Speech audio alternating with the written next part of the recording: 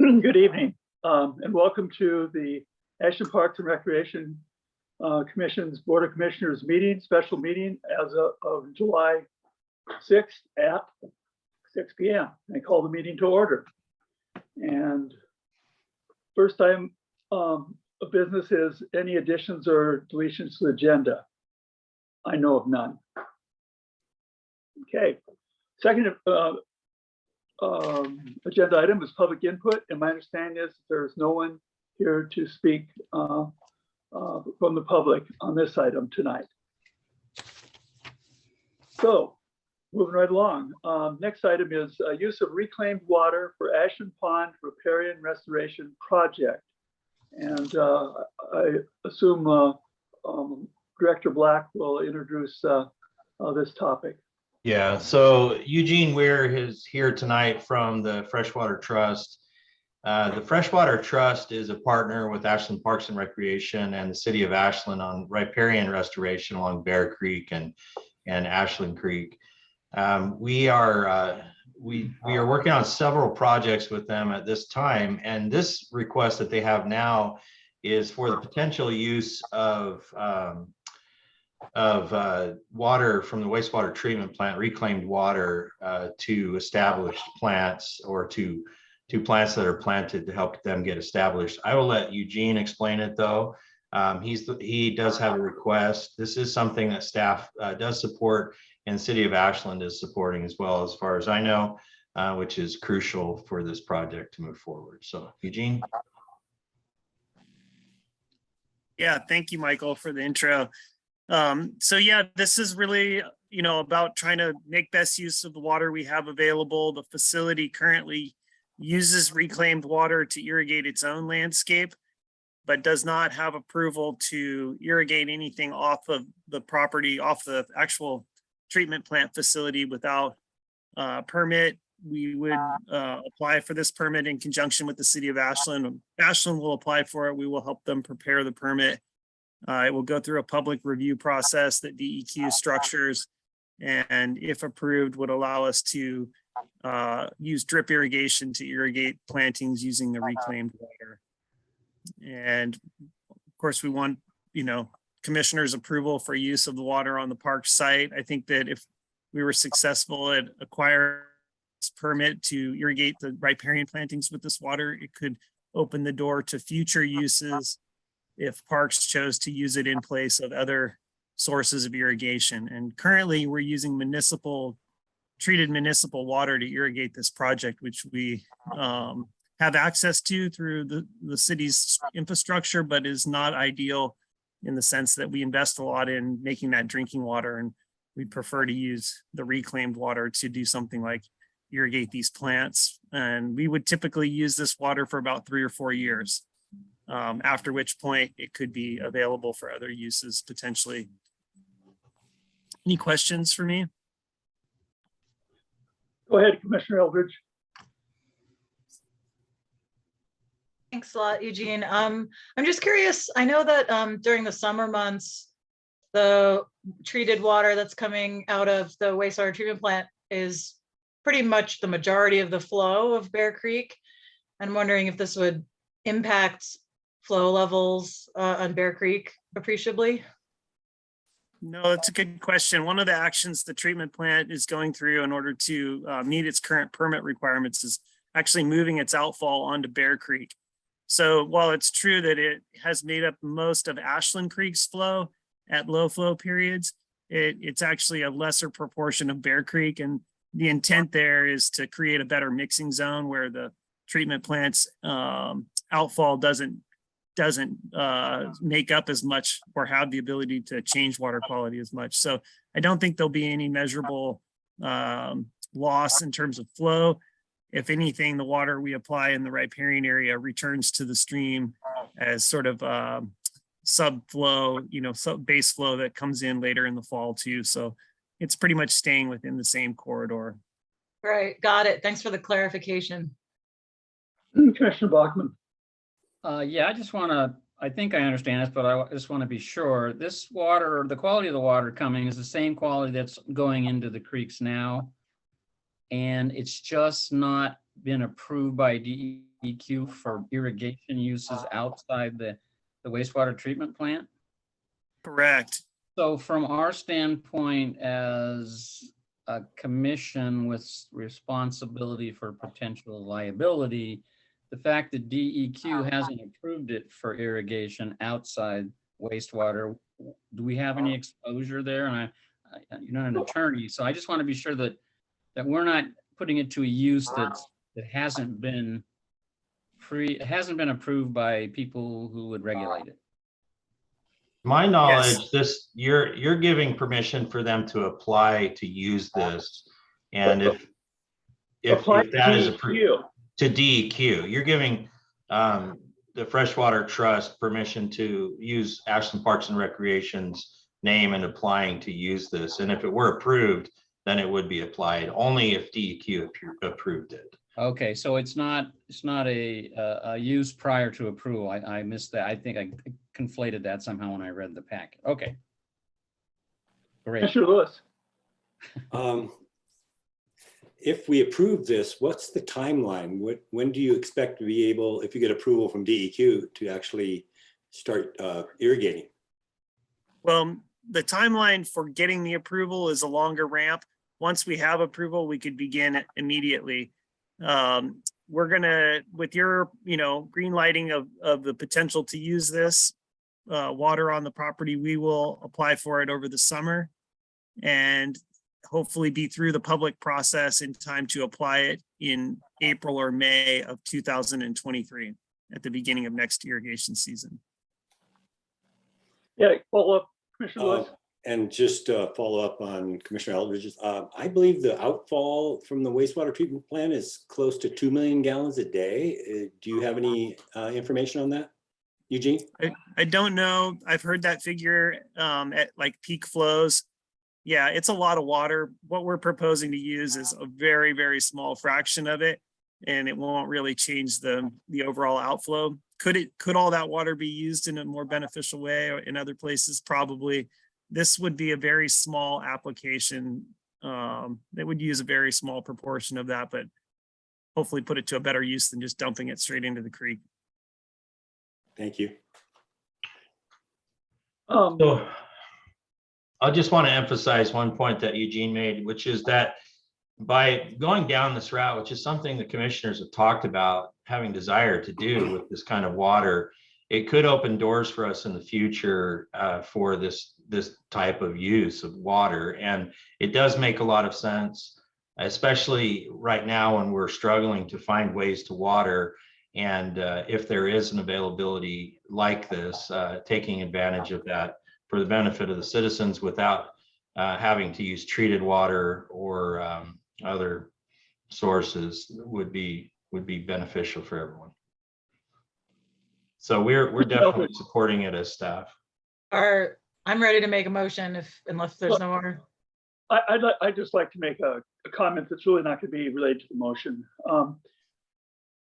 And that comment, or actually two comments. One is that this water that we're talking about, quote, reclaimed water, is water that's been, DEQ has authorized the city of Ashland to add to Ashland Creek, where it goes downstream and gets used for drinking water. So it isn't, this is a fairly relatively clean product that we're talking about. And then the other thing I wanted to point out is that this is a great use of reclaimed water because it's right adjacent to the sewage treatment plant. People have talked about using it for the golf course, but that would require a multi-million-dollar infrastructure to do. So it's really, I want to make it clear that, oh, this is really easy. This is unbelievably easy, inexpensive to do, but there are other applications that would require a lot of infrastructure to make work. And I'm ready for a motion. Okay, I move to approve the use of reclaimed water for riparian restoration purposes on the Ashland Pond property upon approval of the plan by DEQ. I think we have a second from Commissioner Lewis, is that correct? Okay. Second. I'm going to take the second from Commissioner Lewis. Okay, any discussion on the motion, Commissioner Eldridge. I agree with your comments, Commissioner Lunt. I think it's kind of a no-brainer. It's an absolute yes. And Commissioner Lewis, any comments? Yeah, I think this is an excellent starting point to start using the reclaimed water. And I want to thank Freshwater Trust for making the effort to actually do this. So thank you, Eugene, and your group. And since everyone's spoken except you, Commissioner Bachman, you have any comment before we vote? Nope, I'm in full support. Okay, roll call vote, please. Commissioner Lewis, Yes. Commissioner Bachman, Yes, Commissioner Eldridge, Yes. Commissioner Long. Yes. Motion passes. Thank you. And I will work with staff to see if there are other locations, in the planning process that we would like to propose to use this water on the property. And if so, then, we'll seek to build that into the plan, knowing that that's something that you guys desire. So thank you. Thank you. Okay. Next order of business, pool energy analysis report. And this is simply more information we're gathering related to future replacement of Daniel Meyer Pool. So this item is a follow-up item to a meeting from 2021 where the commissioners had asked the consultants, who is represented tonight by Carl Sherwood, to take a look at cost comparisons for resizing the pool, solar evaluation, geothermal evaluation, and maybe some evaluation on cost to enclose the pool. Carl Sherwood from Robertson Sherwood Architects is here tonight to present findings based on those requests that the commissioners have made. And I will turn it over to him, and it looks like he's got some other team members here as well. So, Carl?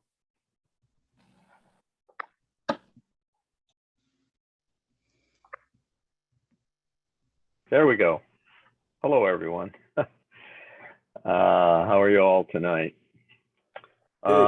Joining me is Joe from Systems West, who performed the renewable energy audit. Michael, I must apologize. I didn't realize that you're wanting to talk about pool at all tonight. So I'm not prepared for that, but we are for the energy study portion of those requests. So we'll have to follow up with the other resizing issue. And first I've heard about possible cover for the pool. So well, I think you and I should talk a little more. I do believe that there was some talk about that. I don't know that we did a contract for that yet. So okay. We'll have to talk some more about that. But what we'd like to see tonight is the information you do have. Okay. There still are some outstanding things that we need to look into as a group, but let's just go ahead with what you do have tonight. Okay. Well, what we'd like to do between Joe and I is I'll do a kind of a brief recap of why the energy issue came about in the original study, and then Joe will kind of walk us through his findings that Systems West did on the renewable energy portion of that work. So with your permission, I'd like to share the screen and call up my portion of the original report. I'm not going to walk you through the whole thing. Let's make sure I got it on here.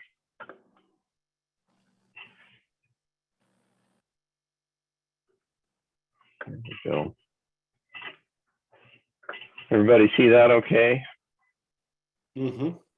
Okay, so you probably recall this from, gosh, I think we reviewed it last in February of last year, 2021.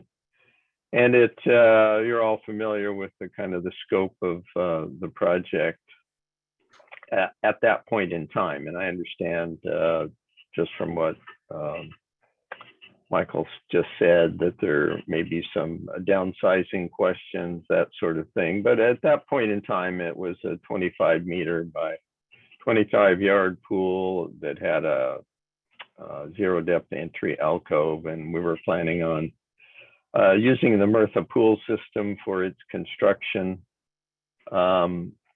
So the project as a whole included an all-new pool and pool systems, which included pool heating, water circulation, and filtration and sanitation systems to replace all that you have there today. There were some site improvements to increase the buildable area for the larger pool, which involved primarily moving the south edge of the parking lot to the north, because the parking lot has got extra space in it. And then some bathhouse improvements that would be required to increase the pool size. And then green energy technology investment, which is a statewide mandate for any publicly funded project. So the focus of tonight will be on this pool heating component and the green energy technology as it kind of manifested itself in the project. You can sort of see the, remind yourself of the concept, but when we got into the energy and sustainability considerations for the pool, we knew that there were mandates in the city of Ashland to move away from use of natural gas because of the greenhouse gas emissions. But that clearly has been the source of heat for the pool, and the is one option for moving ahead, although good reasons for not doing that any longer. Most of our pool clients are moving away from that as quickly as possible. Option 2 was to look at an all-electric pool heating system, and option 3 was a variation on that using some newer technology with electric heat pump chiller systems. Lastly, in order to address the green energy technology mandate from the state of Oregon, we were proposing a solar energy contribution of a minimum size, but it could also be much larger, and that became a portion of the study. The components of those various systems are flashing by on the screen here as we could consider them. But you might recall that when we started looking at the comparisons of these systems, we had for the pool heating, the option 1, all natural gas, still being the cheapest option, at least a year and a half ago. I don't know if it is today. Option 2 was the all electric system, electric pool heaters, and a new electric service to support them, having a pretty high annual fuel cost given the cost of electricity. Option 3A and 3B introduced the idea of a heat pump chiller unit with an well, in this case, 3A was a natural gas-fired boiler backup for the winter months.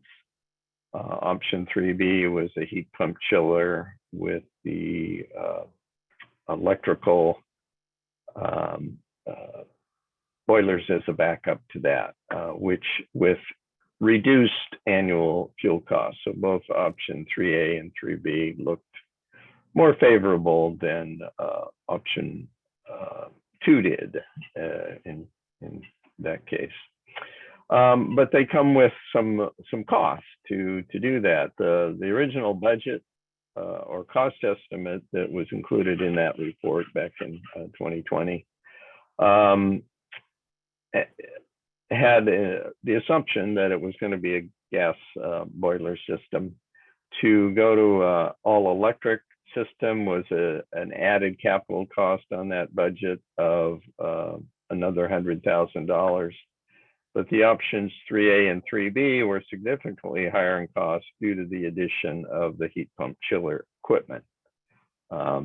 the benefit, of course, is that reduces your annual fuel cost. So the payback period, as compared to the all electric, you're saving about $150,000 a year, which goes to buy some of that equipment over time.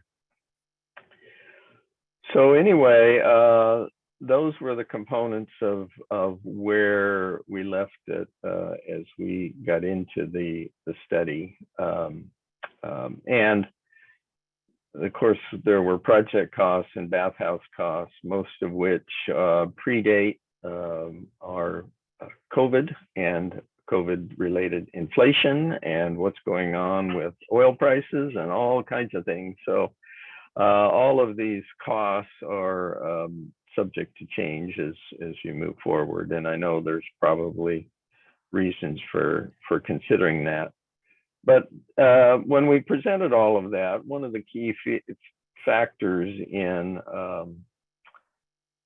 making decisions about how to move forward had to do with this energy issue for the pool. And there was a lot more interest in trying to get to much greater investment in renewable energy to look at that component of the project.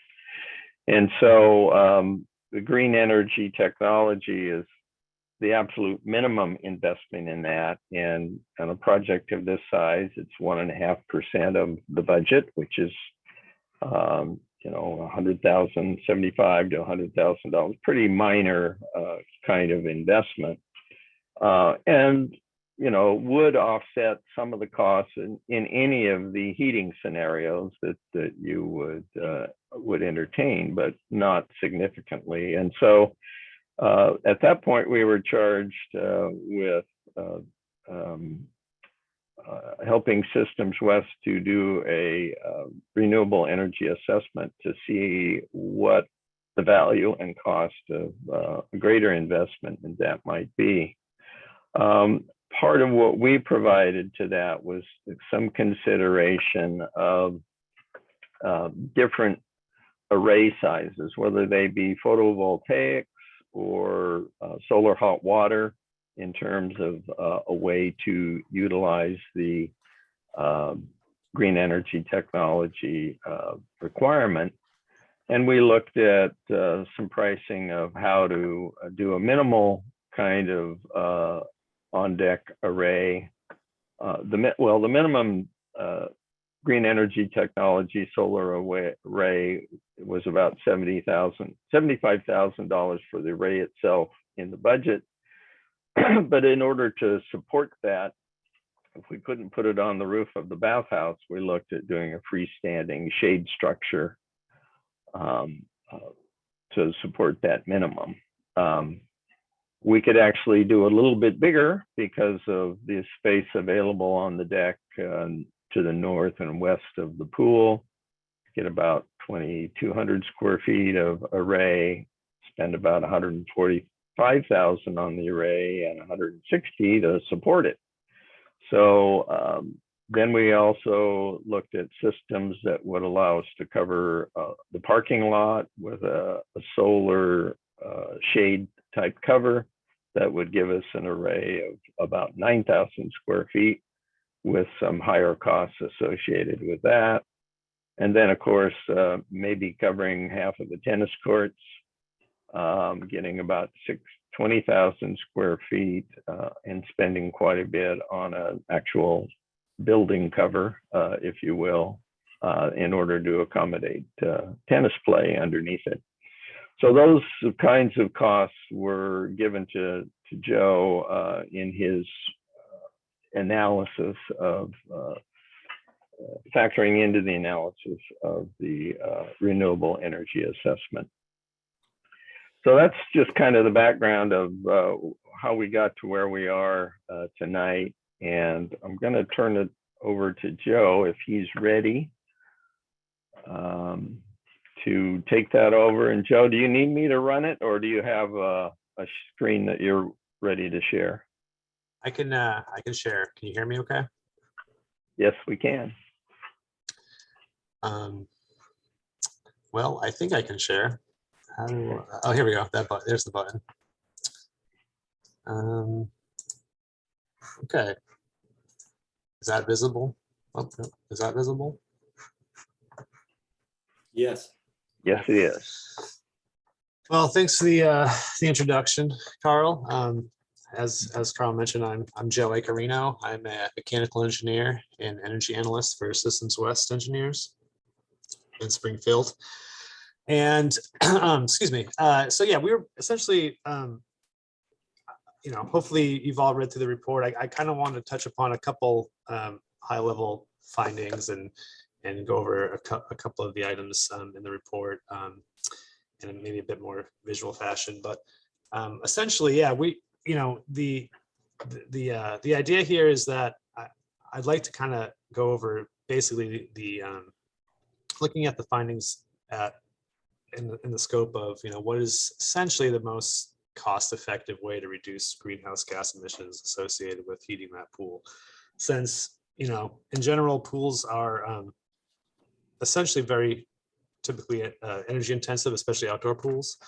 And with that being said, I mean, just taking a quick look at the existing pool, we took a look at some historical data or historical utility data for the pool and found that with that standard efficiency gas boiler heating the pool, it's using about 20,000 therms of natural gas to heat that pool, which emits about, burning that natural gas emits about 117 tons of carbon emissions. So that's kind of what we're looking at in terms of the existing pool.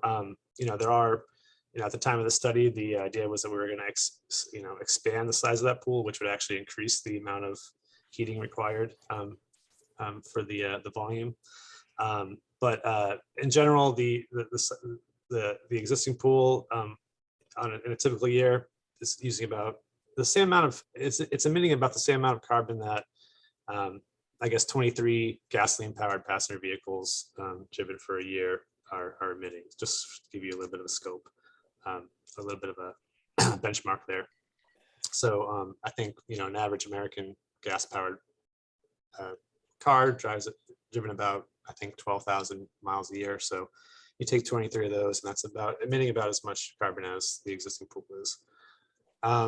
So I think part of what we were looking at is essentially what are the emission reducing sources that you can use in place of natural gas to effectively heat the pool. And there's really four options we took a look at, and and Carl kind of touched upon this, but there's, in terms of heating that pool, you can use, the heat has to come from somewhere if it's not coming from natural gas. So you can use heat from the sun, solar, with a solar thermal array.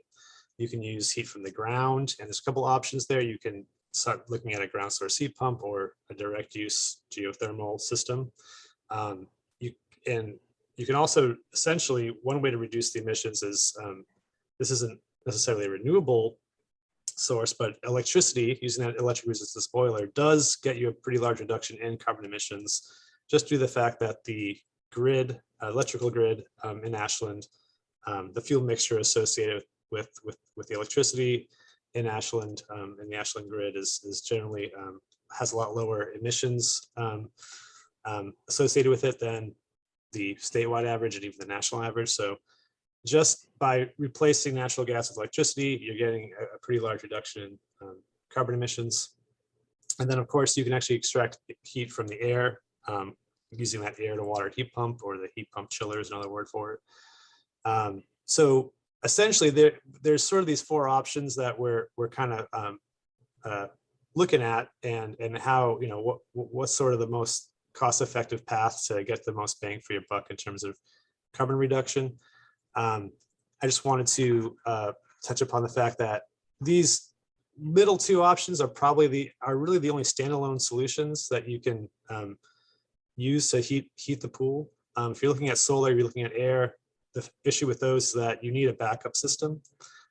Essentially, the capacity curves, which I'll go over in a minute, don't match up with the load profiles of the pool heating. the pool heating loads, and then you basically need a supplemental heating source to make up for the difference. So the ground source and electricity source systems are your standalone solutions. I've put an asterisk next to the ground source since that's really only the case under ideal conditions. And I'll kind of go over a bit why the site doesn't quite have the ideal conditions for a ground source system. And that kind of leads to our main recommendation is to really focus the fact that that electric resistance boiler and that air to water heat pump is basically the most cost-effective way to get emissions reduced at the site. And I'll kind of go over some numbers that support that in a minute.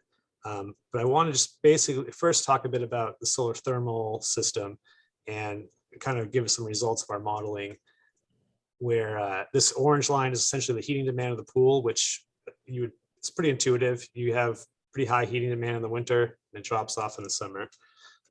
Conversely, this dark blue line is your capacity of a theoretical solar thermal array. And we have basically assumed, okay, let's just look at if we were to cover all the available, for this graph, we kind of just assumed if we filled up all the available area at the site with solar thermal array, what sort of capacity curve would it look like? And this is what this is basically the amount of heat you can extract from that array throughout the year. And the issue you find is that you have these shaded areas where you just have a pretty large capacity shortfall. So those are times in the year where that solar thermal array is just not going to be able to heat the pool, meet that heating demand of the pool. So from like January to May and then October to December, you're essentially going to need that backup system to kick on. And this is, I don't have a good graph to show basically the curves in relation to an air source heat pump, but they're somewhat similar. The main benefit of using the air source heat pump is that it's a much less expensive solution, which I'll again go over in a minute. In terms of ground source heat pumps, I just wanted to illustrate that in a typical ground source heat pump situation, a building that's in cooling mode is basically extracting heat from the building, dumping it into the ground. When the building's in heating mode, it's taking heat from the ground using a heat pump and bringing that heat into the building. The issue with pools is that the pools are never in, I guess, cooling mode, right? They're never rejecting heat into the ground. They're always extracting heat from the ground, and that will eventually degrade the heating source quality of the wells. You'll run into issues with performance. Your efficiency will degrade over a couple of years, and you'll have negatively affect the lifespan of the equipment. So generally speaking, ground source heat pumps, these closed loop ground source heat pumps, are never a good application for pools. We did take a look at kind of the idea of using a direct use geothermal system where, if in a perfect world, if you had a hot water source underground, you could use that water source to directly heat the pool. We did a little bit of investigation, and as you might imagine, there's very high variation by site when it comes to using these systems. You basically need really good heating quality of your ground source water. You need about 130 degree water to directly heat the pool. The water quality varies a lot by site. So if you have a lot of minerals in your water, you need a pretty sophisticated filtration system to extract those minerals. And then the flow availability you can get from that well varies a lot by each site. So given just the best conditions, we looked at we analyzed some thermal heat maps. We interviewed some well digging contractors in the area, and given the best conditions for the site where the pool is, we're estimating about, you probably need to dig about a 1,500 meter well to reach a source of water that could give you the heating quality to heat the pool. And that's not necessarily, that's with a couple of unknowns regarding the water quality and the GPM availability. So just digging that well is about a $3 to $4 million investment. And it also would require a pretty in-depth feasibility study by us geothermal specialists to understand, what the exact conditions are of that groundwater in order to be able to use it for direct heating. So we believe that, okay, there's a more, again, cost-effective solution, which is really just focusing on the electrification of the heating system. So when and just kind of looking at some numbers here, when we're talking about the existing natural gas boiler, that thing is producing 117 tons of carbon per year. If you were to take that and just, you're gonna have to replace that anyway. If you were to replace it with an electric boiler, even assuming the increased size of the pool, you're getting a 76% reduction in carbon emissions basically right off the bat, just by putting in that electric boiler. So you're dropping that, 23 cars on the road down to about 5 or 6 cars on the road. So, you're effectively taking, I guess, 17 cars off the road is one way to look at it. And then if you were to invest in that additional air to water heat pump with that electric boiler, you can actually reduce that CO2 down to about 14 tons of CO2 per year, which gives you about an 88% reduction compared to your existing natural gas boiler. And then, Carl basically kind of show this in a previous slide, but that incremental cost to go from your electric boiler and add that air to water heat pump is around about $600,000. If you want to run some other numbers, to get that same level of CO2 reduction, you'd probably have to install about a $3.5 million PV array. And if you were to install a $4 million solar hot water thermal array, you would still not be able to get down to that level of, you would still not be able to get down to about 14 tons of CO2 per year. So as you get down, if you want to get down to zero, you got to squeeze a much harder to get the juice. And that's basically what we're trying to discuss in the report, is that the investment in that, air to water heat pump with the electric boiler is doing most of the lifting. You get that 88% reduction in greenhouse gas emissions just by installing that system. Now, one thing we want to bring up is that you still need to abide by the GET requirement. So our recommendation would be to focus, in the investment, any investment on that air to water heat pump with that electric boiler. And then, at the very least, install that the minimum to abide by the GET requirement. You can install that 23 kW, roughly 23 kW size array for PV, since we found PV is going to be a bit more cost effective than solar hot water in this situation. And then essentially, so install the minimum size PV array. And if you want to invest more in PV, then you can go from there. But basically, we want to prioritize the investment in that air to water heat pump to get you the most biggest offset in carbon. And then the other thing I just want to bring up is I'm not sure if the city has looked into carbon offsets, but that might be another route to mitigate the leftover 14 tons of carbon that are being emitted each year. So, I mean, from a very high level, that's basically, I think, my main point in the report. And I can, if there's any questions, I'd be happy to talk a bit more about the report, or any questions that you guys have.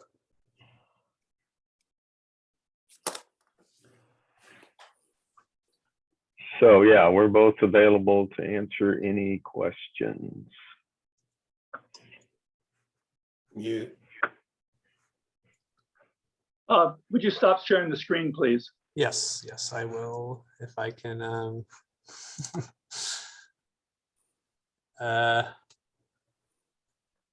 Stop. Okay, there we go. Right. Thank you. Okay, time for questions. Commissioner Lewis. Yeah, this residual 14 tons of carbon, is that because Bonneville isn't entirely hydro, or what is coming from? Yeah, it's coming from, basically the electric, the fuel mixture in the electric utility in Ashland isn't pure hydro. So there's definitely some power plants that feed into that there's a fuel mixture in there that isn't completely renewable. So it's that residual carbon emissions is basically tied to the fuel mixture in the electric grid. Thank you.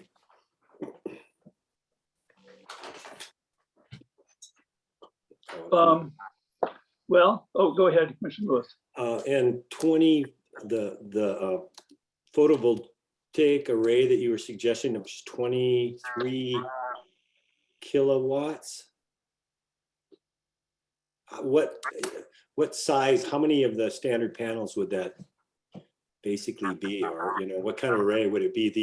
The cover for the pool, side pool area, something like that, or? Yeah, I think that image that Carl had with the arrays, basically a 23 kW array would take up, I mean, you could fit it in that pool deck section. So a square, I mean, number of panels, I could probably do some quick math. Give me a minute, but. Yeah, I That's think okay. it was about 15 to 1600 square feet, and that could be accommodated with the solar shade covers on the pool deck without covering the parking lot or anything else. Okay, thank you. So actually a question about that. Would you make a roof and put these solar panels on the roof, or would you just use the solar panels as your roof? I think that's what you would do in that case. Yeah. Good. Yep. Well, I have a few questions. Does the indoor pool significantly reduce energy requirements? If going to an indoor pool, no. Because, well, let's just say it reduces the pool heating requirements, but you're adding heating of the airspace. So you're typically it's not going to, you still got the same issue. I'm not sure how it would all pencil out exactly, but being warm, humid environments, indoor pools have to move a lot of air. And so they tend to be energy hogs as well. Okay, thank you. How many days a year would the air to water heat pumps not work? Or in other words, what's the temperature at which they stop working, and how many days of those temperatures are there in a year? Yeah, they're running down. They'll run down to about, I would say, 20 degrees Fahrenheit outside air, and number of hours a year that hits. You get 20 degrees in Ashland. If I had to, I mean, I could again pull up some data to find that out, but probably in the range of 30 to 40 hours a year, maybe on average. Well, it's going to be more than that, but my point is, and so then I guess the kind of related question is, the supplemental backup heating system. Is it the same size that you're proposing as if you just were to use electric heaters for heating the pool, or is it a smaller array? That's a good question. I for this analysis, assuming that we're assuming it's the same size, but and that's due to the fact that basically the time of year when the highest load is the time of year when the heat pump chiller is not going to be able to operate. So you need that full capacity to meet those, But that's assuming that you have to have the pool operating 24/7 year round. Correct. All right. The other workaround, of course, is to just close the doors during the coldest weather and not run that system. Yeah, well, and that's going to take a number of days of that before you really get much of a change in your water temperature. Right. Okay, so then another question is, and I've asked this before, but I'm going to ask it again. Did you consider water to water heat exchange using municipal water. Using municipal water, so I don't, so extracting heat from the municipal water source, is that what you're? Correct.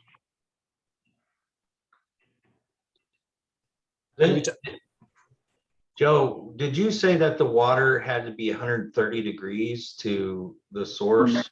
Different. That was different. Okay. That's different. Well, yeah, the direct use geothermal system would need a high temperature water. If you're talking about using a ground source aquifer and using, so that goes back to the issue of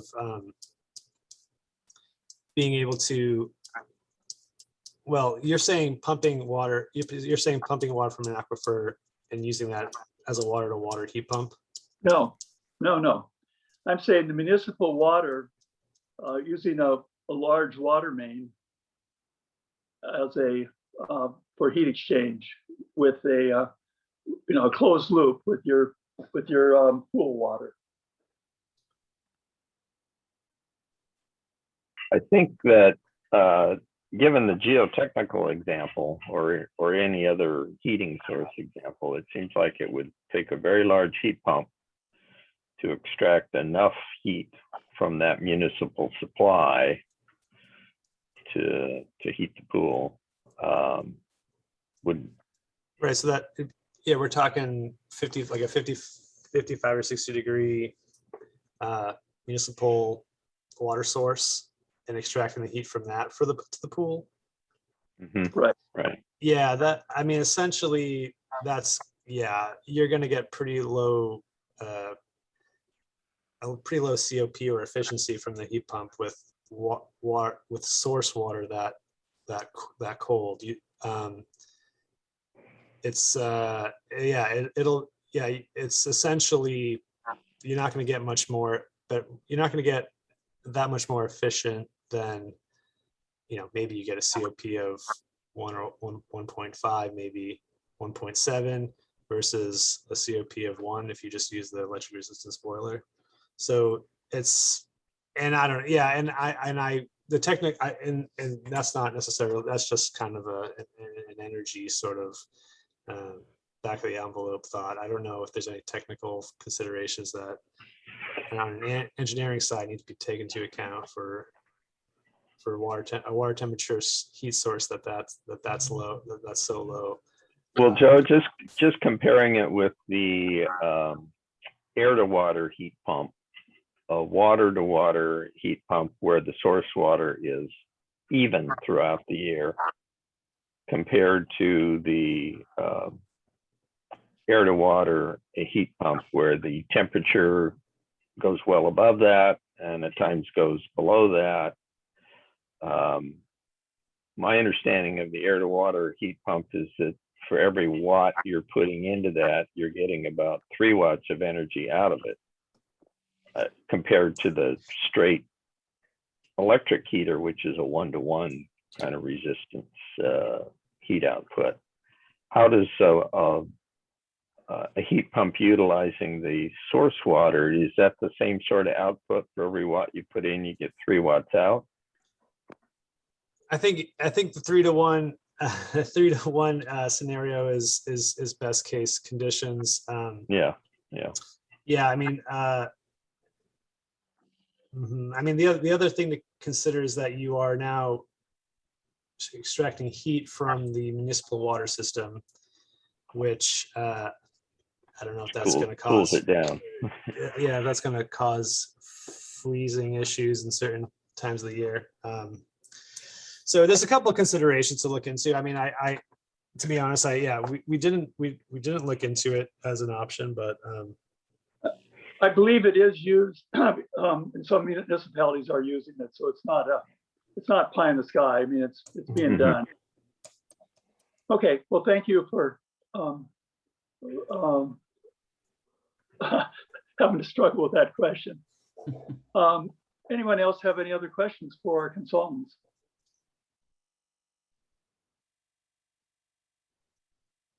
Commissioner Eldridge. Commissioner Leslie, I just want to say thanks for a very clear and easily understandable analysis. I really appreciated it. I have very little technical expertise in this regard, but it was exactly the kind of thing I wanted to see presented, and it made it much more understandable for me. So thank you. Welcome. Welcome. Did I see another hand? So I just, when you're Director Black. finished with questions, I just want to do a follow-up on next steps. So where we are right now is, I think we have, we're at the point where I think we've received everything that we've intended from the consultants. I'll have to go back and look at the contract, see if there's anything else. But what I'd like to do at this point is, from here out, as staff, we can start working on a final report that we can get to the commissioners. There is information that we do have on costs of constructing a cover or enclosing the entire pool that we can provide to the commissioners. But I do think we're ready to wrap this up as far as our evaluation goes, and to present some information to the commissioners.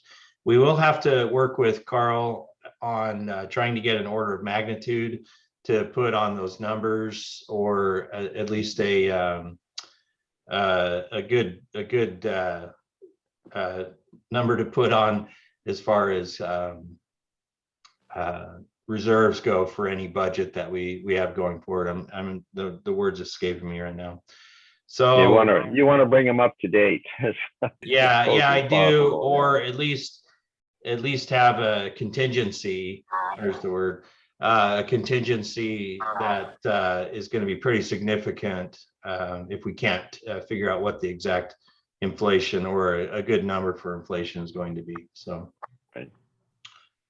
Okay, so I think we're ready to move on with this pool program and taking it to the next step, which is a final review with the Parks Commissioners and the public. Okay. So I'll be in touch with the consultants, and I will get with Commissioner Lant as far as the look ahead to schedule that out into the future. Okay, thank you to you both. Thank you. Thank you. Our pleasure. All right, on to the next agenda item, budget reduction plan discussion.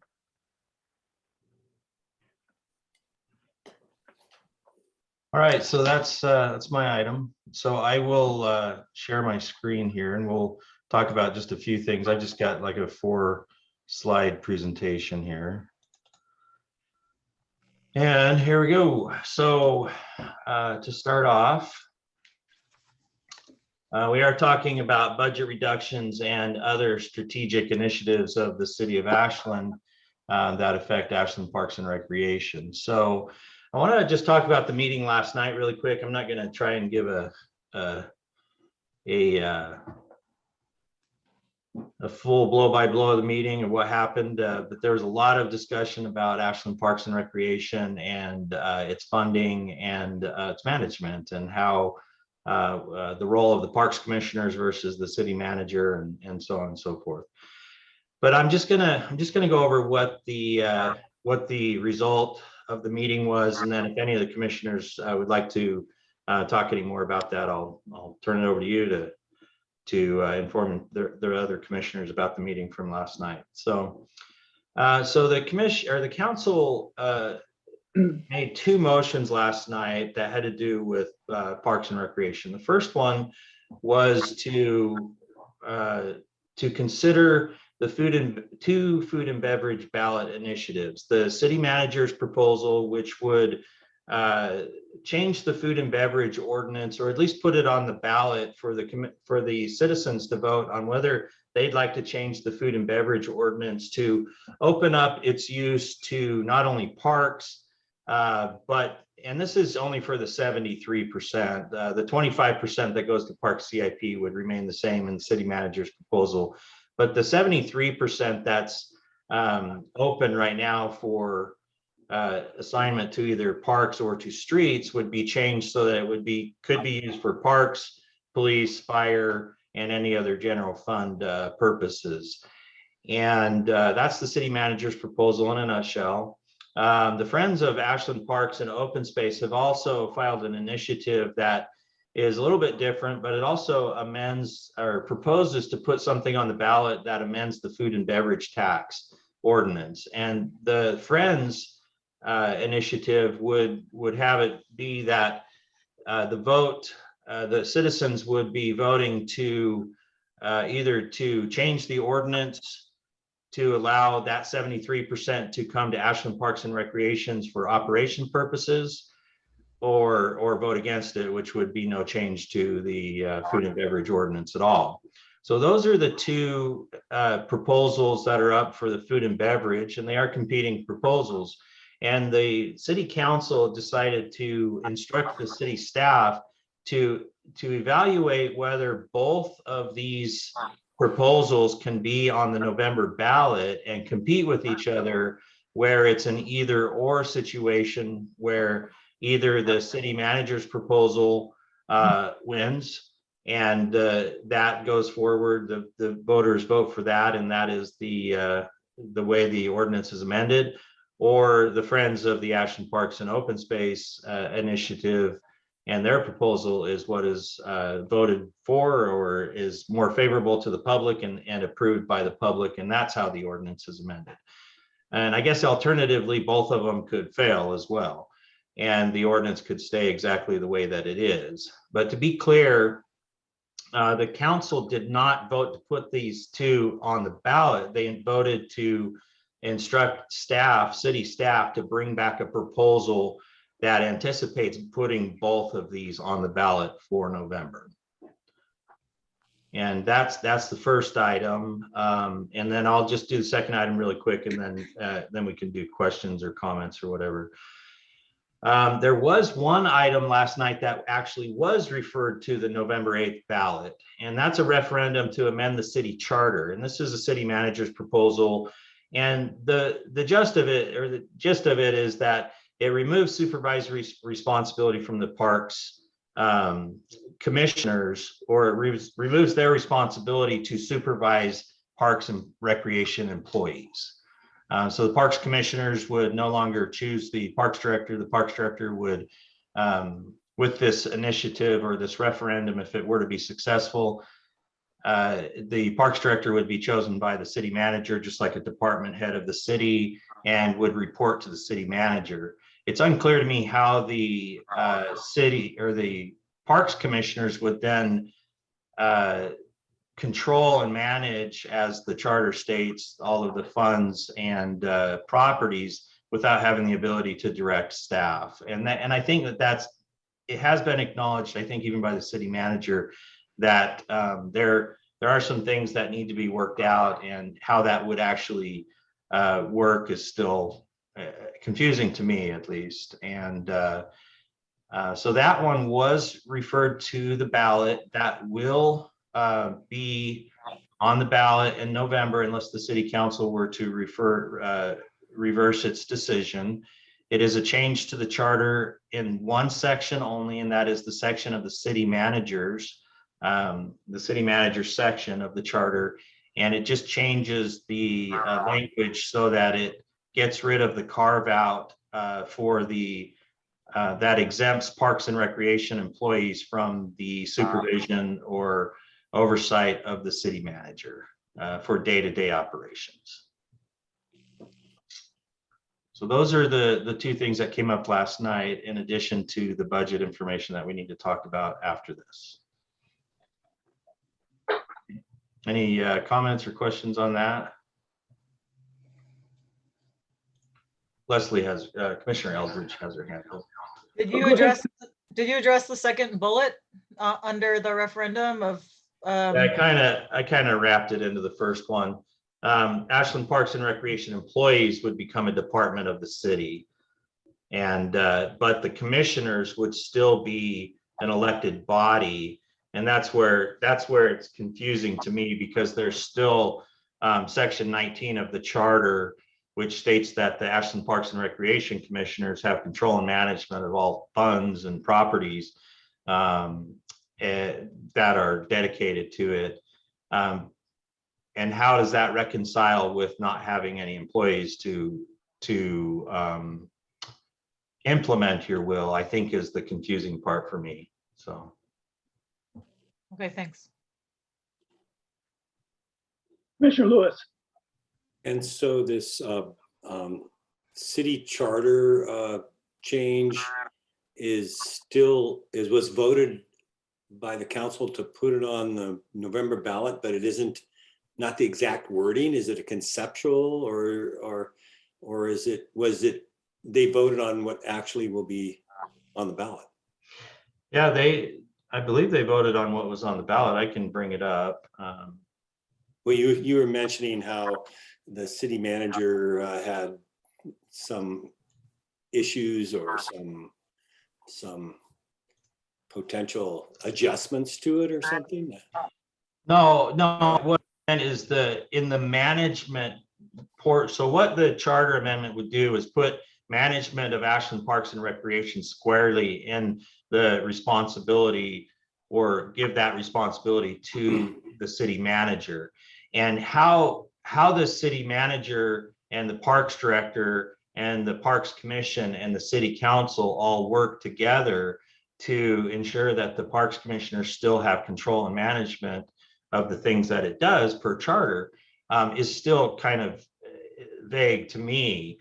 It appears though that the commissioners would be could be in a role of more of a recommendation body to the city council as far as, you know, goals and objectives and things like that, but that's not 100% clear.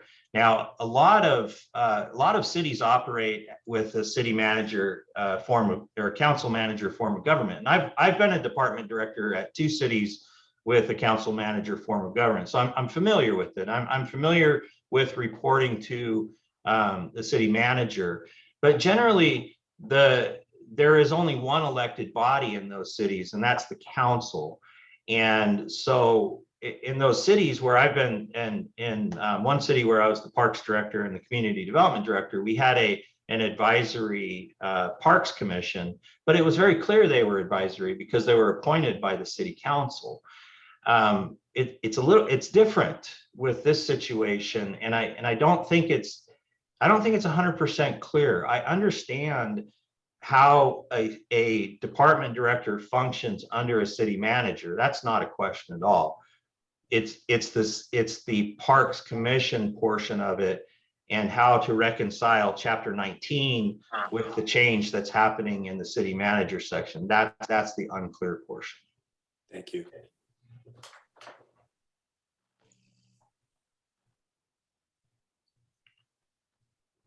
Any other questions on that? Yes, Commissioner Bachman. It's not so much a question as a comment. I was there and I heard that presentation a couple times now.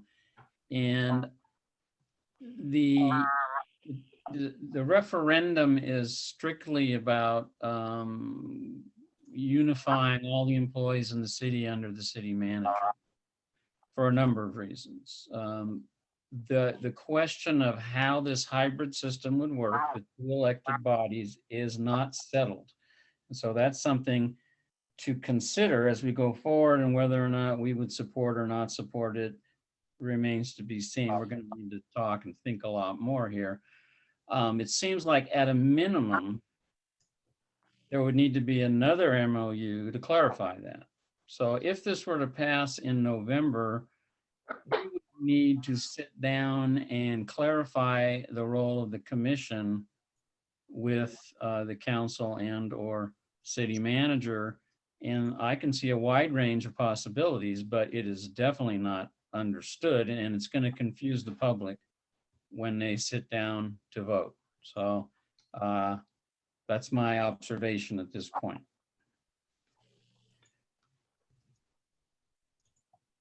Okay, and then I can share the language with you that is being referred to the voters. Here, let me just bring this up for you really quick. Just formatting a couple little things here. Okay.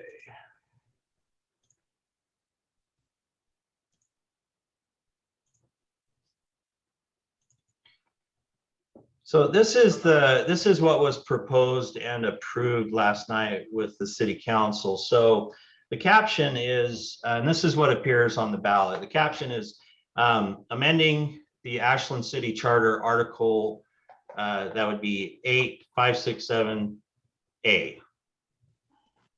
8A. So the question, which is the next part in the ballot, shall Ashland amend its city charter to delegate all authority to appoint, supervise, and remove employees to the city manager? Now, right now, there's a carve out that says that the Parks Commission appoints its employees, and it's talking about me.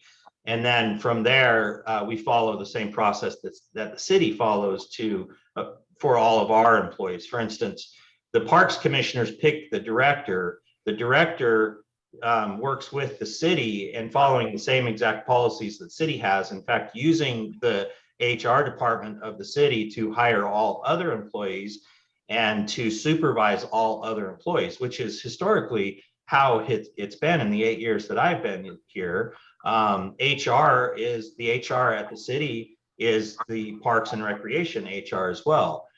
The employee policies of the city are the Ashland Parks and Recreation employee policies as well. There is a handbook that's different for parks employees that has to deal with things that are specific to parks and recreation employees, just like another department might have something that's specific to, like, say, for instance, electric employees or something like that. But what this is referring to is that the director is chosen by Ashland Parks and Recreation Commission, which also means that the director reports to the Ashland Parks and Recreation Commission, not to the city manager right now. So that's what the question is asking. Should the charter be changed so that the director of Ashland Parks and Recreation reports to and is supervised by the city manager? And the summary says that this measure would amend the city charter to extend the responsibilities of the city manager to include supervision of employees in all city departments. Parks and Recreation would become a city department. The current charter language exempts one department from city manager supervision. It assigns responsibility to Parks and Recreation commissioners for supervising its employees, and this charter amendment would change that. So that's what it comes down to is the Parks and Recreation Commission has historically chosen and supervised its director, and the director then oversees all of the other employees with the assistance of the city and in conjunction with the policies of the city. This would change it so that the city manager would supervise the director and choose the director and appoint and remove the director, and the commissioners would not be involved in that, or would be an advisory role to that. And that's the part that hasn't been sorted out yet. It makes sense that if this does go through, the commissioners would have an advisory role in that. But I don't think there's anything in here that says that the commissioners would get a vote or anything like that. But it does make sense that you would be advisory to the decision.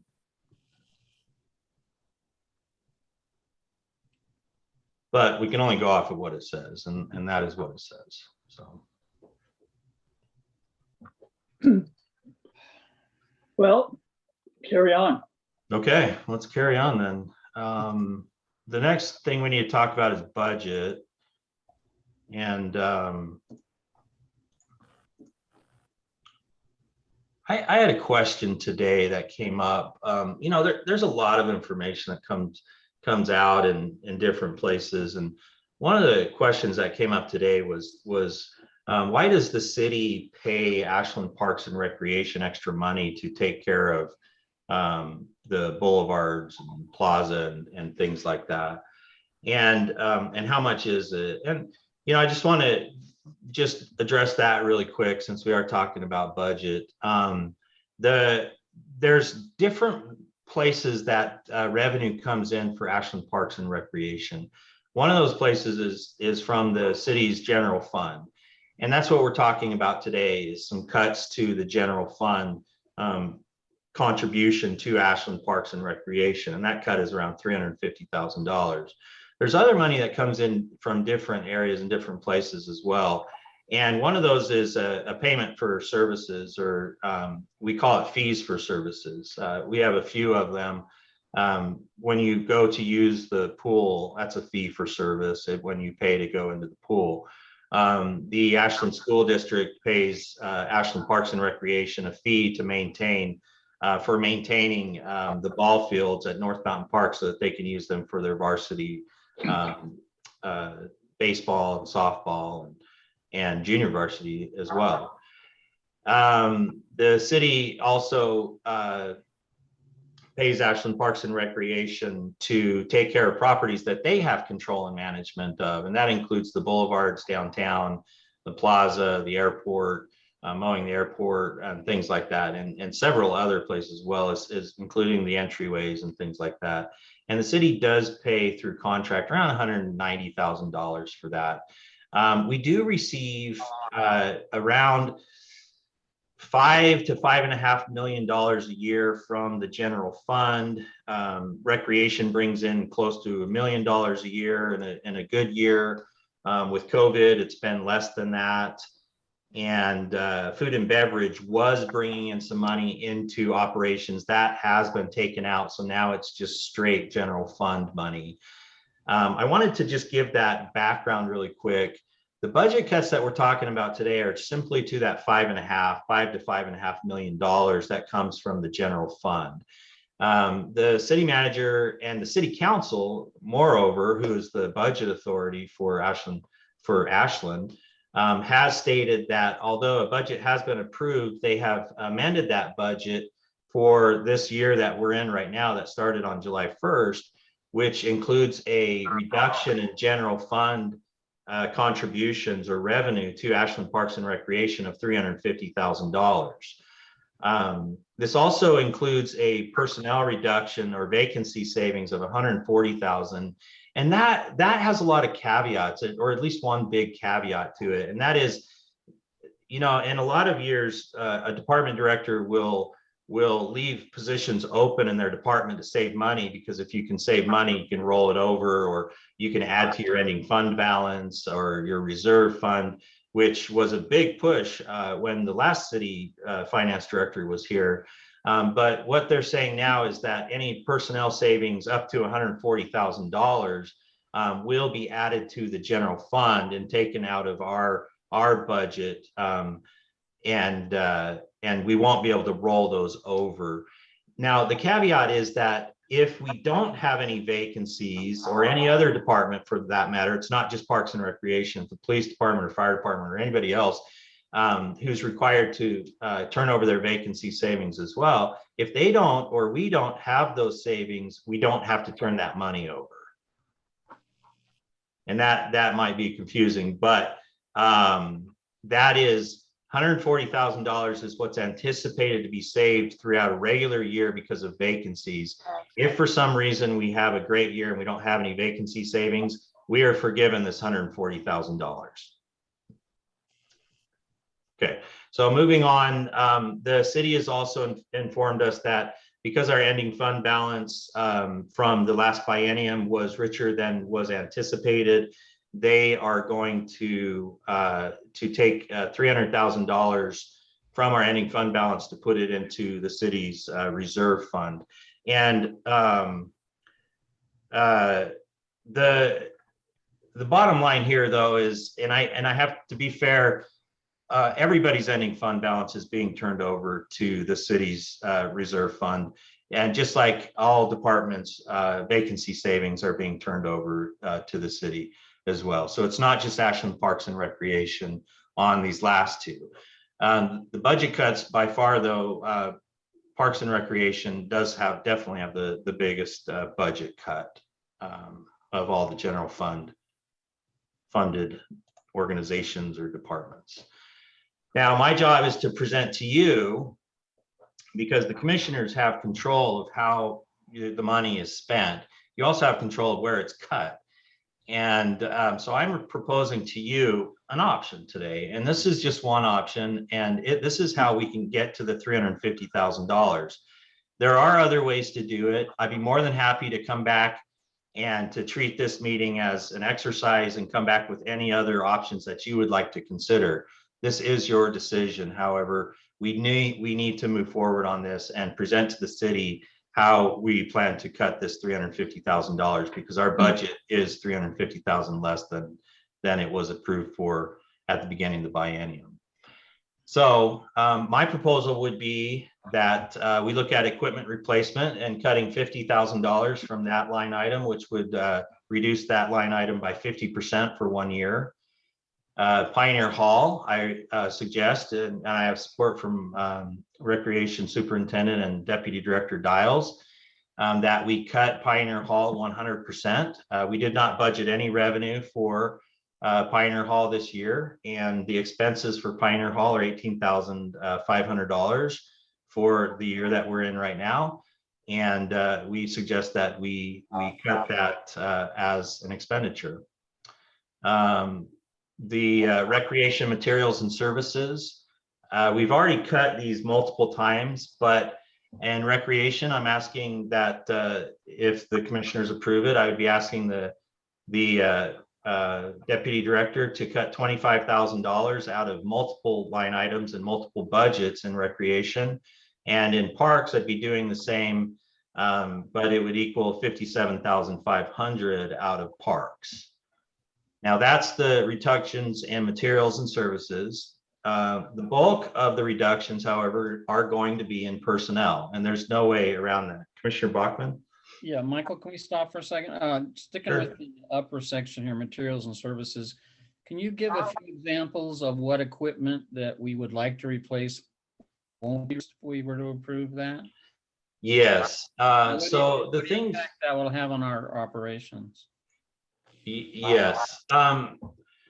So fleet replacement is an area that's been cut multiple times, and we're not anywhere near putting the money that we need to into fleet replacement. We have 18 developed parks, and we have 800 acres of land that we maintain. And we have a lot of vehicles and a lot of equipment that's used to maintain all of those acres. Most of the equipment is in really good shape, and I do think in the short term we can put off purchasing vehicles and replacing equipment, because the equipment is in such good shape, and we have in the past been able to purchase equipment. So we're not in a position now where all of our machines and vehicles are falling apart. But what this would do is it would put shop vehicles that should have been replaced, say after, and we don't have like a threshold where like we replace every couple of years or anything like that. But a vehicle that, for instance, a truck that should have been replaced after, say, 6 or 8 years, it might be 10 to 12 years before it gets replaced. And that means, that we are going to be having expenses as far as repair and maintenance and those types of things, because keeping a vehicle longer means we're going to be doing more maintenance on it. And they are used and quite often and every single day. So they do get good use, and they're not just sitting around, and they will require maintenance. The other thing would be equipment, and that would be things like our mowers, and we have some other larger equipment that we use for construction and for taking care of the open spaces that we have, mowers and things like that. And those we're not replacing them on the schedule that we should anyways. So what we would be putting off is, for instance, replacing a backhoe that we've had for 25 years. We'll probably keep it for 30 years or longer. Forklift, this is an example, a forklift that when I got here was supposed to be replaced the year that I got here, was only replaced 2 years ago.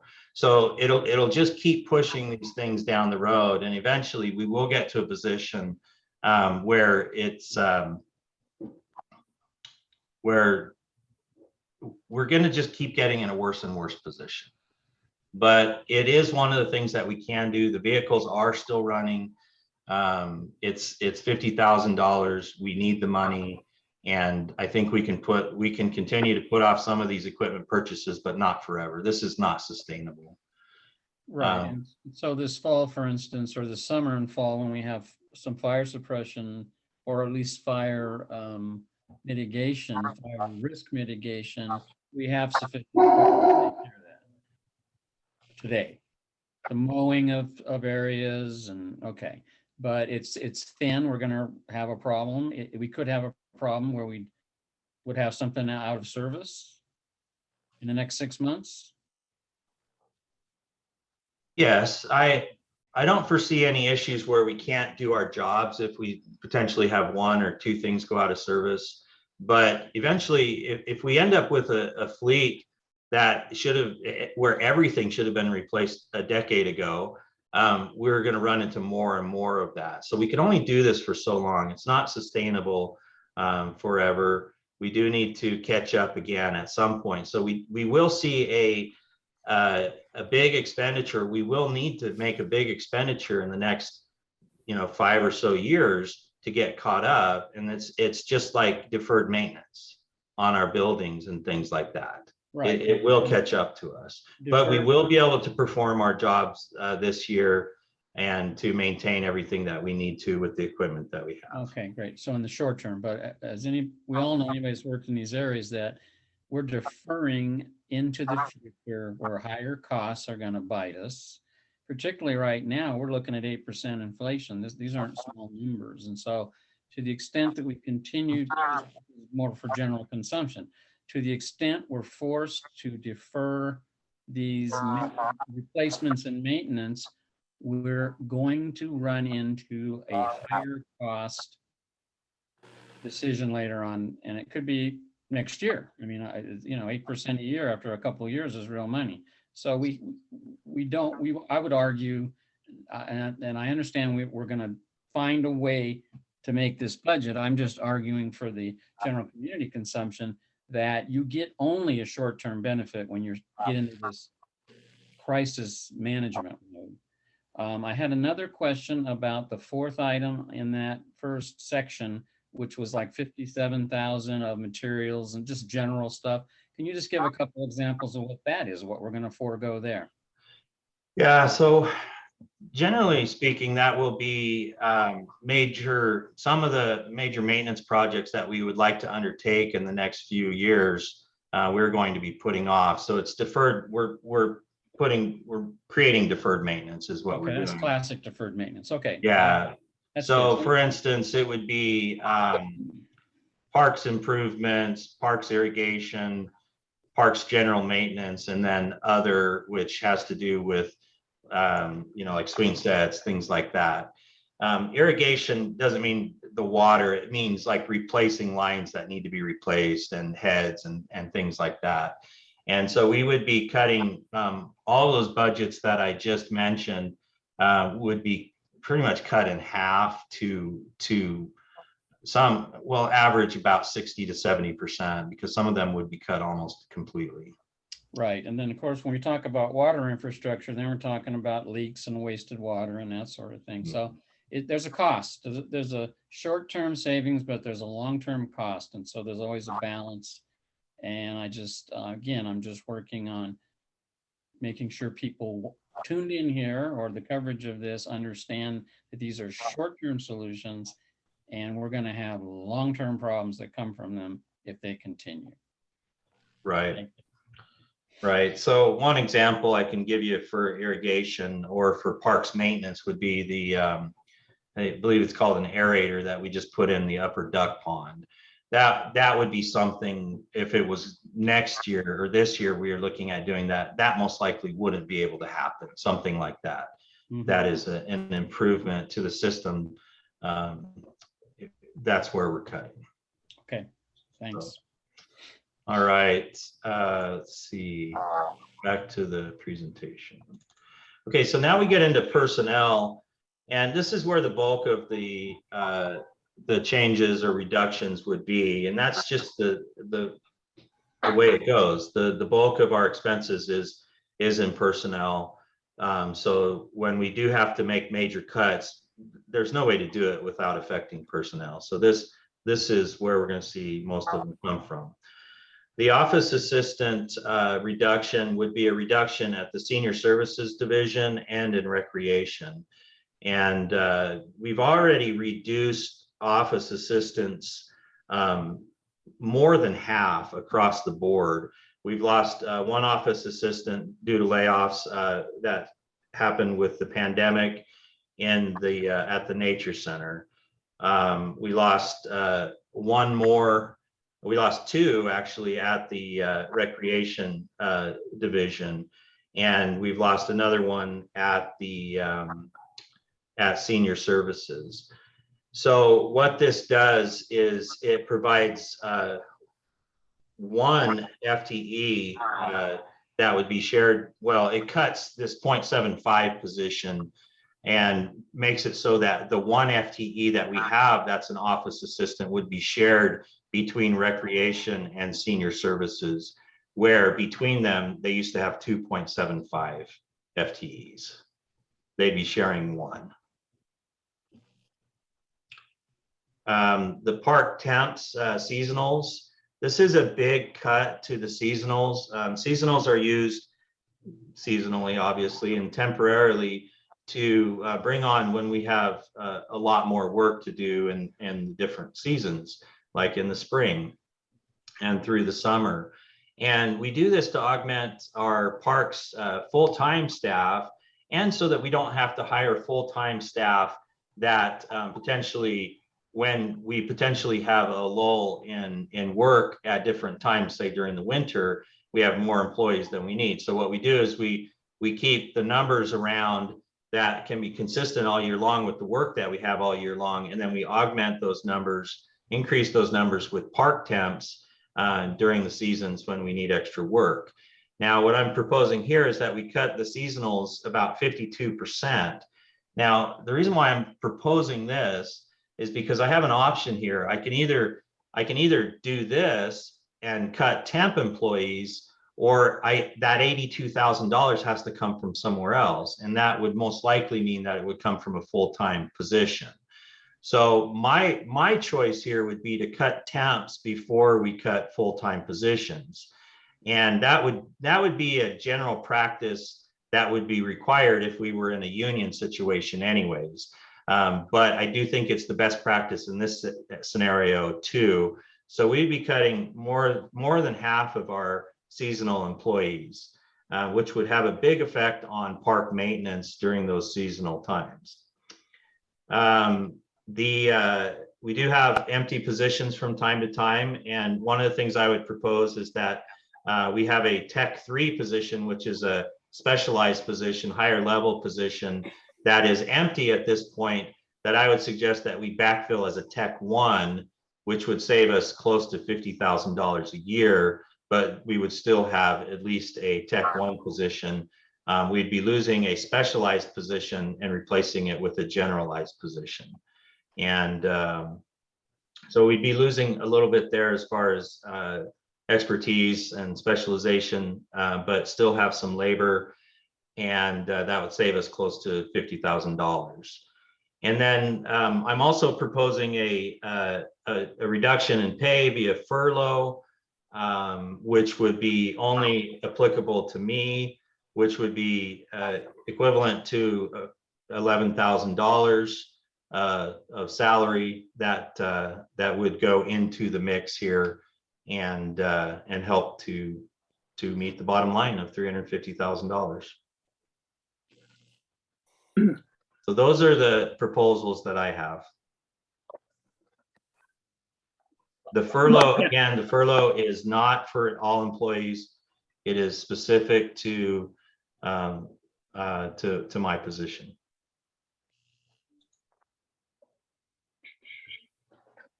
Thank you, Director Black. Any questions, commissioners?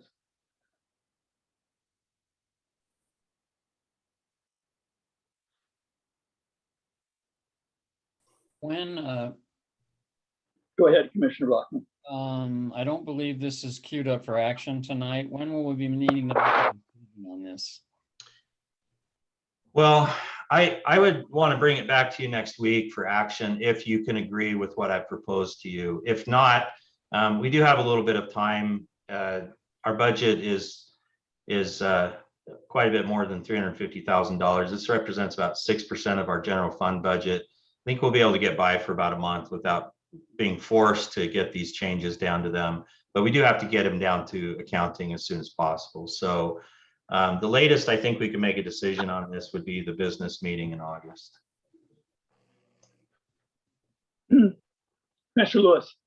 I have more of a comment. I think Director Black and the staff are really the people to make these decisions because it's their day-to-day operations.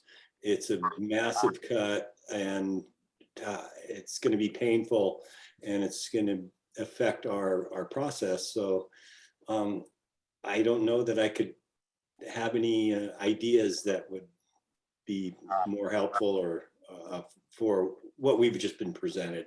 It seems like the people who do the day-to-day operations can make those adjustments. It's not even saying less painful, so because it's going to be painful. It seems we just losing the temporaries. It seems kind of pretty sad, and we get emails about people complaining about parks maintenance, and you know, it's an interesting situation. So I would feel comfortable with these suggestions. Yes, Commissioner Bachman. I agree with that. I think our director is on top of the day-to-day operations, and I'm inclined to accept these recommendations. So having action next week makes sense. It gives us a week to hear any input from the public.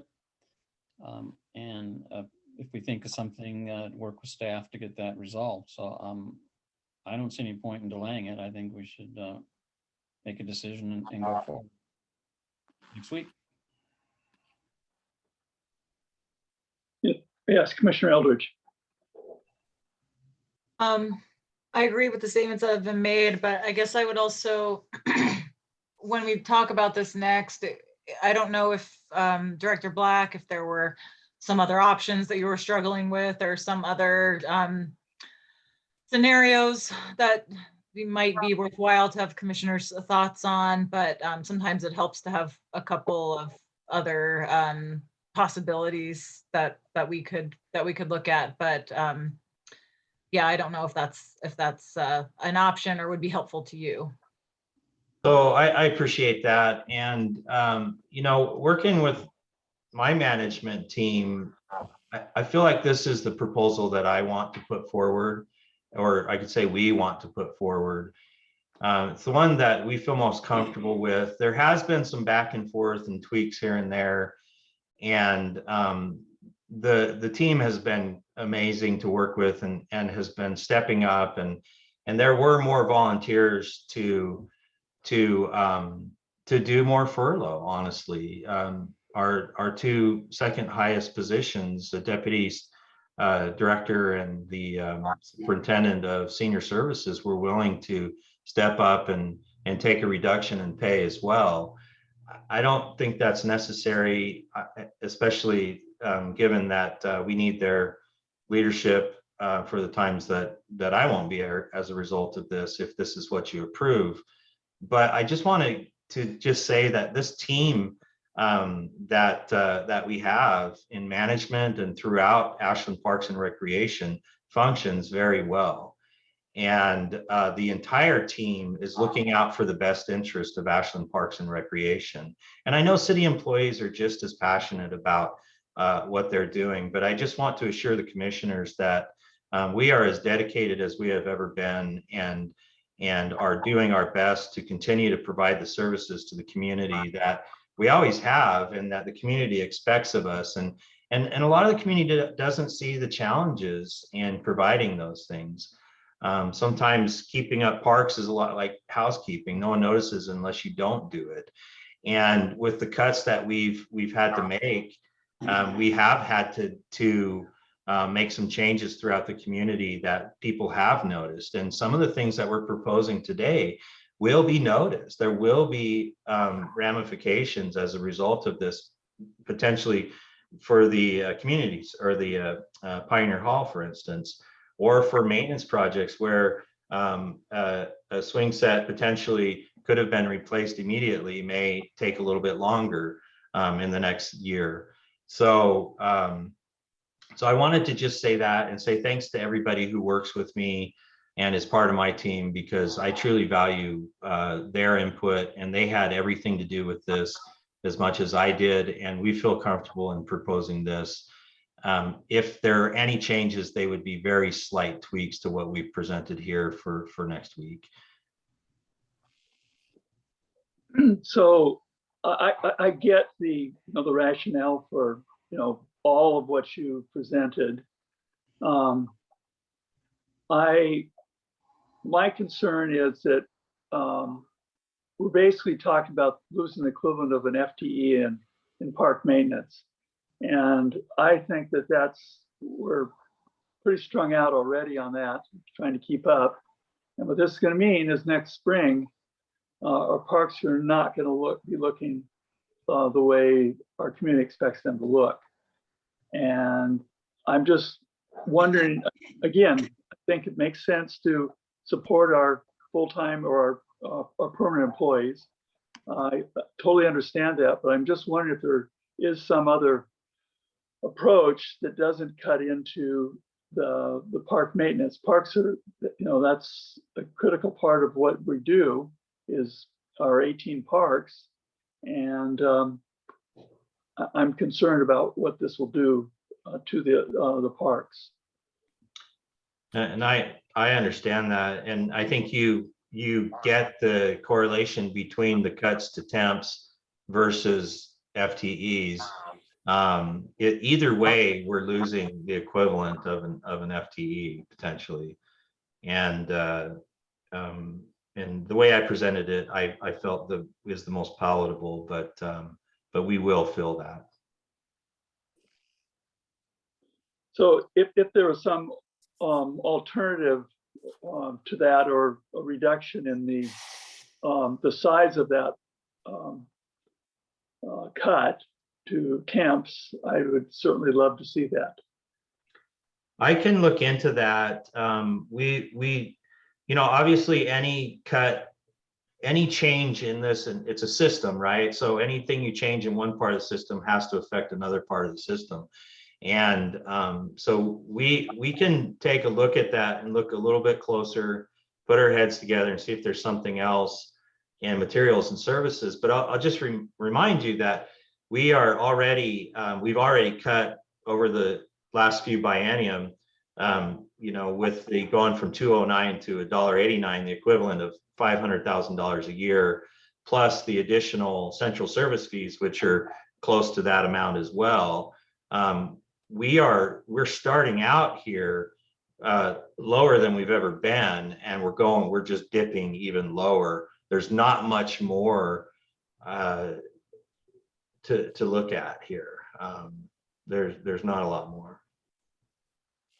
The other thing I just have to say is that at the May 23rd, 24th City Council presentation, City Manager Joe Lassard, in talking about the cuts, stated that that the way he was setting up the cuts, there were no personnel cuts.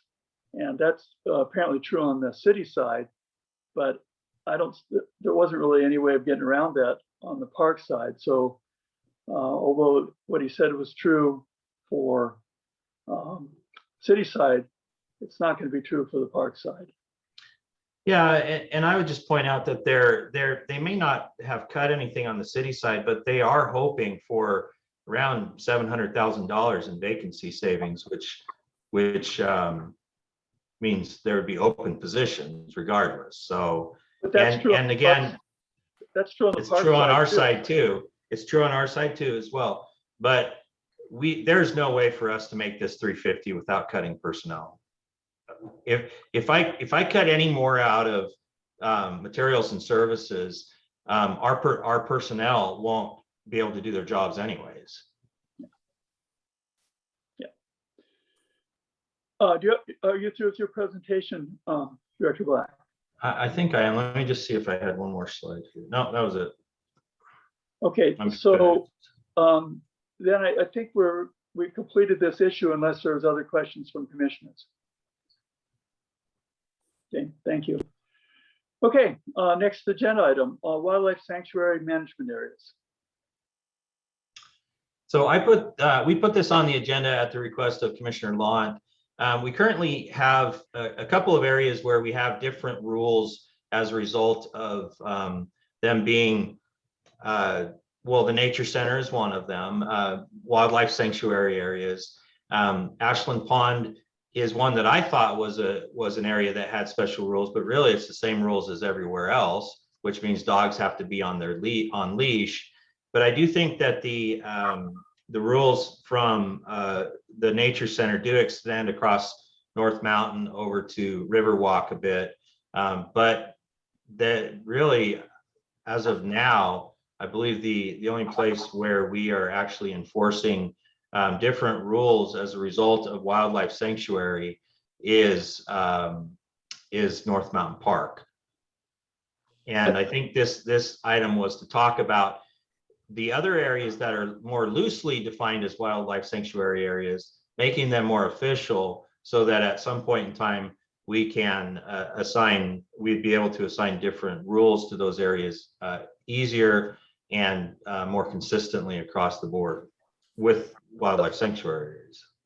That actually wasn't quite my thinking. Mine was that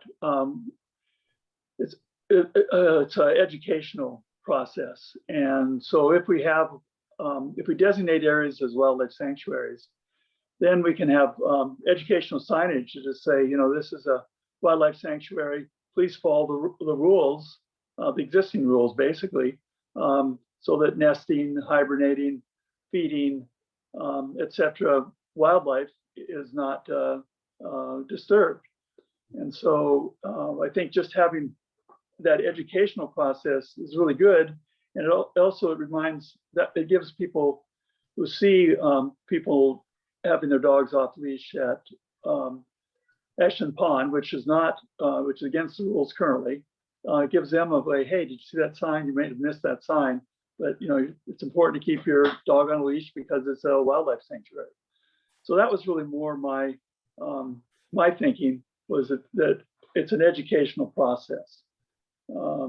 And yeah. Well, it can't hurt to be consistent too, I'm sure. So I think the idea in my head was that these would be overlays.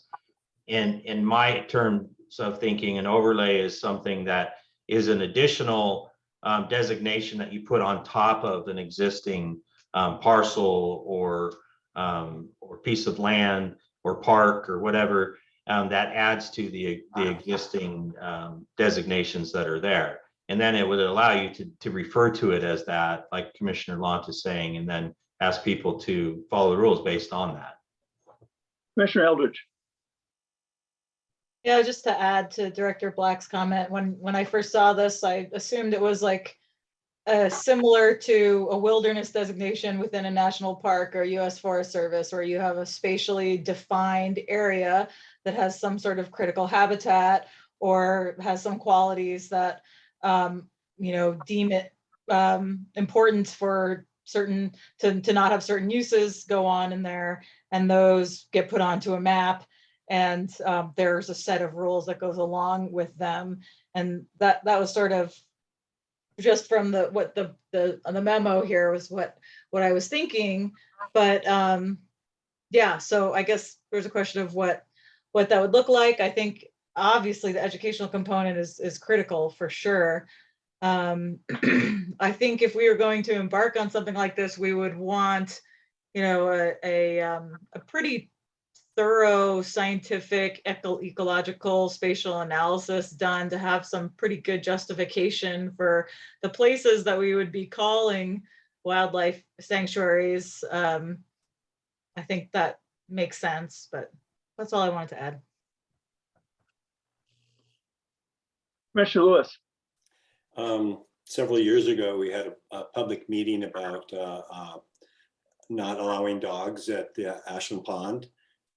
It was a very interesting meeting, and a lot of very passionate and articulate people showed up, and there was a lot of discussion. And I think it became abundantly clear that Ashlanders tend to only follow rules that they feel like they want to follow. And if you look at Lithia Park, for example, and so signage is I think that's a great way to go.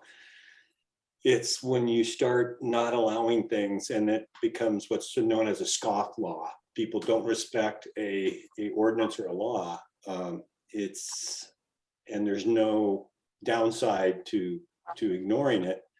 It just gets into a disrespectful use. But I think it's an interesting situation that I was involved with the Audubon at the pond, and they saw signage as important because it's a very unique place in town that has a lot of interesting habitat.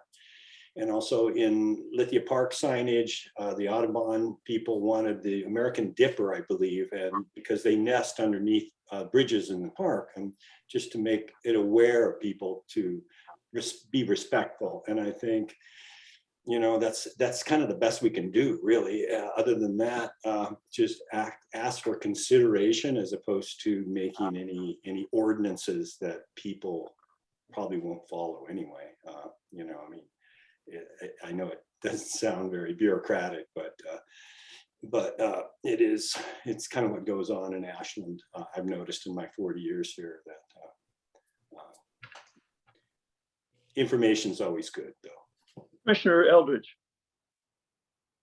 Yeah, I think this point is well taken, Commissioner Lewis. Another thing that sort of occurred to me as I work in the Trails Master Plan Review Committee. I mean, one of the purposes, and also in Forest Lands Commission, when we look at certain areas like Siskiyou Mountain Park, you know, there are some places where it's just not appropriate to put a trail, either a pedestrian trail or a mountain bike trail. So, you know, one possible benefit of this concept would be to ensure that certain areas be sort of portioned off from recreational use. I'm just kind of toying with the idea of thinking it through. I'm not necessarily for or against it, but that occurred to me as a possible use as well.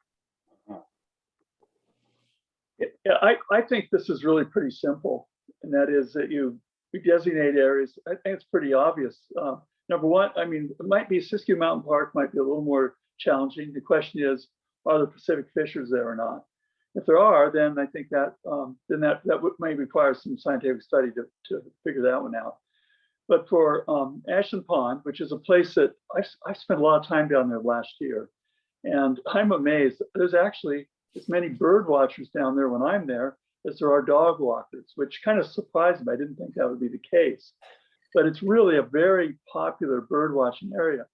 And I think it just to give it a name and have signage that people may or may not see, but again, somebody else, other citizens can just remind them, hey, you know, this is a wildlife sanctuary. You know, it's really important your dog be on a leash. And anyway, so I think that's pretty straightforward. And I think the areas where we would do it are pretty obvious. Lithia Park, Ashland Pond, at least part of North Mountain Park, and maybe Siskiyou Mountain Park or parts of Siskiyou Mountain Park. But that's, you know, and I think again, as Director Black said, I think since we have a lot of riparian area along Bear Creek in the Riverwalk area, that might be an area also. But it's really, this doesn't take rocket science, and particularly we aren't doing something. We're not making any new restrictions. All we're saying is we're given another reason why the restrictions we do have need to be adhered to. Commissioner Bachman. Yeah, I think this is, we're on the right track with this. And I think the educational approach is better than setting up an unenforceable regulatory approach. When I was a school administrator, one of the things I coached teachers on was have as few as many classroom rules as you can and then enforce them consistently. Don't have, you know, a list of 12 things and students ignore most of them.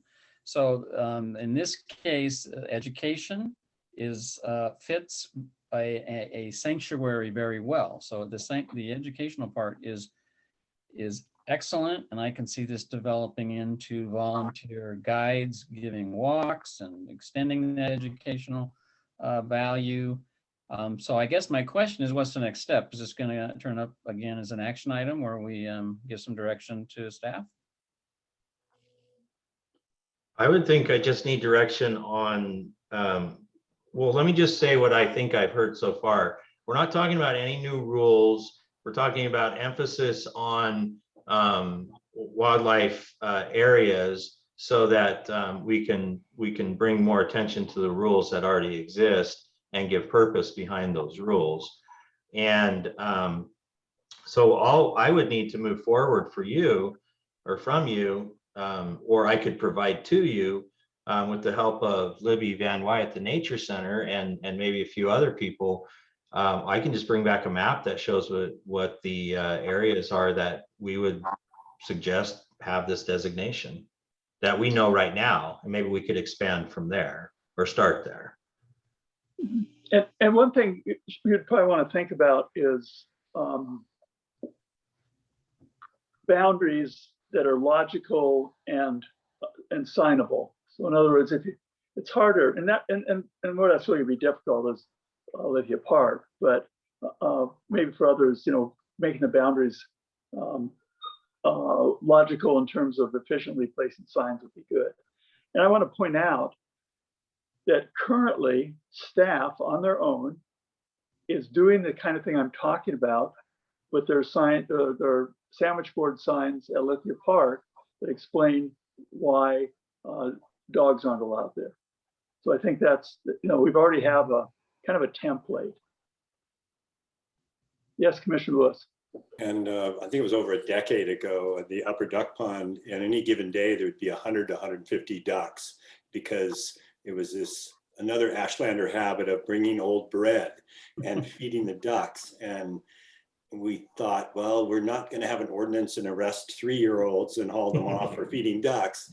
But signage, I'm amazed at how well the signage worked. And now it's really not much of an issue, but it was just such an unnatural situation that we had set up with this duck feeding. And we tried to explain, hey, bread is not a good food for a natural species, and so please refrain from that. And so you know, that I could say was a victory, and so you take every victory. And I'm on the plaques, memorials, and signage, and so not only do we have a tsunami evacuation plan, but we also have American Dipper signs too. So it's you know, it's kind of all over the board of information dissemination. So I think this could be interesting. So Director Black, do you feel like you have the direction you need? I do. We'll schedule this for an upcoming meeting. I don't think we need a lot of lead time on this. So we'll just look at our agendas coming up and get it on the soonest one that we feel like we can get it on. Sounds good. Okay, on to the next agenda item, items from commissioners. Commissioner Lewis. I am going to be at a family reunion in California next Wednesday, and I'm going to bring all my devices, but I must say I've never really Zoomed anywhere other than my little Zoom room here. So I will figure it out, and it should be interesting. But if you don't have with your city iPad if you don't have Zoom installed, you need to go and get that installed. Okay, I think. If you have it, you'll have an icon on your iPad if it's there. If it's not there, you will not be able to install it. You'll need to have IT install it. Yeah, and I think I probably will use my personal iPad for that because this is the original iPad that I got 10, 12 years ago. So I don't think it's hard to get new items on that. So anyhow, I will either be on my phone or an iPad, or I'll send up smoke signals. How about that? All right. And I think, other items from anyone else? Well, I have one then. I think we're going to go ahead and cancel the August study session. I'm not sure if that's the 3rd or whatever date that is. I think it is the 3rd.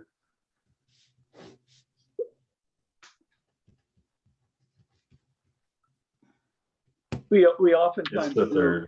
we oftentimes do cancel study sessions in the middle of summer. People are on vacation. It's just a little bit of the doldrums. I think we don't have anything that we need to bring up at that meeting, so we'll do it the next week if we need to. Any objections to that? Okay. All right. Anything further? Anything from staff? All right. No. Well, No. looks like everybody's ready to go home, and let's want to thank everyone for their attention and great comments. And we'll see you next week at the regular meeting on Wednesday of next week at 6 p.m. So good night, everybody. Meeting's Good night. adjourned. Night. Night. Thank you. Thank you.